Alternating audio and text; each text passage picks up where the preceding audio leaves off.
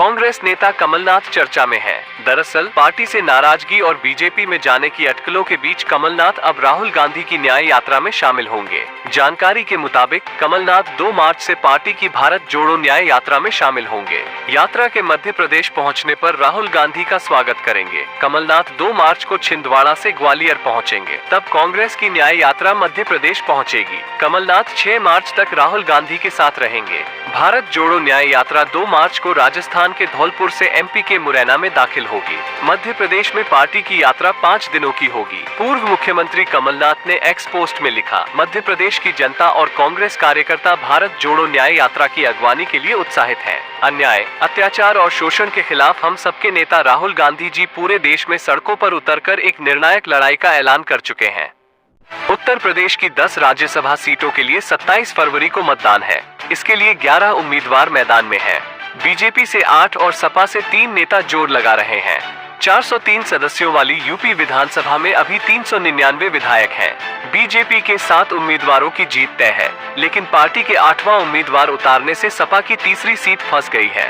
इस एक सीट के लिए सपा बीजेपी जोर लगा रही है। अब 2 विधायकों वाली जेडीएल और 1 विधायक वाली बीएसपी की भूमिका इस चुनाव में महत्वपूर्ण हो गई है। सपा के प्रदेश अध्यक्ष नरेश उत्तम ने जेडीएल प्रमुख रघुराज प्रताप सिंह यानी राजा भैया से मुलाकात की, तो अगले दिन यूपी बीजेपी के अध्यक्ष भूपेंद्र चौधरी भी वहां पहुंच गए।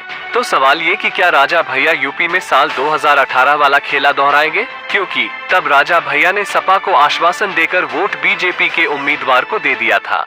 यूपी में आगामी लोकसभा चुनावों को लेकर सपा और कांग्रेस के बीच गठबंधन पर मुहर लग चुकी है, जिसके तहत कांग्रेस 17 लोकसभा सीटों पर चुनाव लड़ेगी। इसी बीच सूत्रों के हवाले से खबर है कि वाराणसी में पीएम मोदी के सामने कांग्रेस एक बार फिर अजय राय को उतार सकती है। वाराणसी लोकसभा सीट से अपनी संभावित उम्मीदवारी को लेकर अजय राय ने आज तक से विशेष बातचीत में प्रतिक्रिया व्यक्त की। अजय राय ने कहा, काशी में इस बार मोदी को जमीन दिखा देंगे। वहीं अमेठी और रायबरेली सीट से कांग्रेस की ओर से कौन चुनाव लड़ेगा, इस सवाल के जवाब में अजय राय ने कहा, दोनों गांधी परिवार की पारंपरिक सीटें रही हैं और गांधी परिवार की रहेंगी। बता दें कि यूपी कांग्रेस कमेटी के अध्यक्ष अजय राय 2014 और 2019 के लोकसभा चुनावों में वाराणसी सीट से नरेंद्र मोदी के खिलाफ कांग्रेस के उम्मीदवार थे।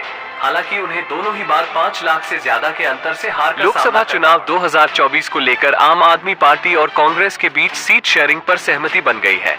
दोनों पार्टियों ने दिल्ली में संयुक्त प्रेस कॉन्फ्रेंस कर सीट शेयरिंग के बारे में जानकारी दी। आपकी ओर से आतिशी, संदीप पाठक और सौरभ भारद्वाज, तो वहीं कांग्रेस की ओर से मुकुल वासनिक, दीपक बाबरिया और अरविंदर सिंह लवली प्रेस कॉन्फ्रेंस में शामिल हुए। सीट शेयरिंग को लेकर कांग्रेस नेता मुकुल वासनिक ने बताया कि दिल्ली में आम आदमी पार्टी 4 सीटों पर चुनाव लड़ेगी। वहीं कांग्रेस के खाते में चांदनी चौक, नॉर्थ ईस्ट और नॉर्थ वेस्ट की 3 सीटें आई हैं। वहीं चंडीगढ़ लोकसभा सीट और गोवा की दोनों सीटों पर कांग्रेस प्रत्याशी उतारेगी। हरियाणा की 9 सीटों पर कांग्रेस और 1 कुरुक्षेत्र सीट पर आम आदमी पार्टी चुनाव लड़ेगी, जबकि गुजरात की भरूच और भावनगर सीट पर आम आदमी पार्टी, तो वहीं बाकी 24 सीटों पर कांग्रेस चुनाव लड़ेगी। लोकसभा चुनाव की गहमा गहमी के बीच आंध्र प्रदेश में विधानसभा चुनावों को लेकर भी तैयारियां जोरों पर हैं। हालांकि अभी चुनाव आयोग ने विधानसभा चुनाव की तारीखों की घोषणा नहीं की है, लेकिन इस बार ये चुनाव मई में होने की संभावना है। इसी बीच टीडीपी और जनसेना ने आंध्र प्रदेश विधानसभा चुनावों के लिए उम्मीदवारों की पहली लिस्ट घोषित कर दी है। टीडीपी प्रमुख चंद्रबाबू नायडू और जनसेना अध्यक्ष पवन कल्याण ने संयुक्त रूप से उम्मीदवारों की सूची जारी की है।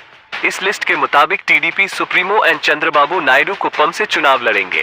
टीडीपी जनसेना गठबंधन की पहली लिस्ट में टीडीपी ने 94 उम्मीदवारों के नाम की घोषणा की है, जबकि जनसेना 24 सीटों पर चुनाव लड़ेगी, जिसकी घोषणा जल्द ही की जाएगी।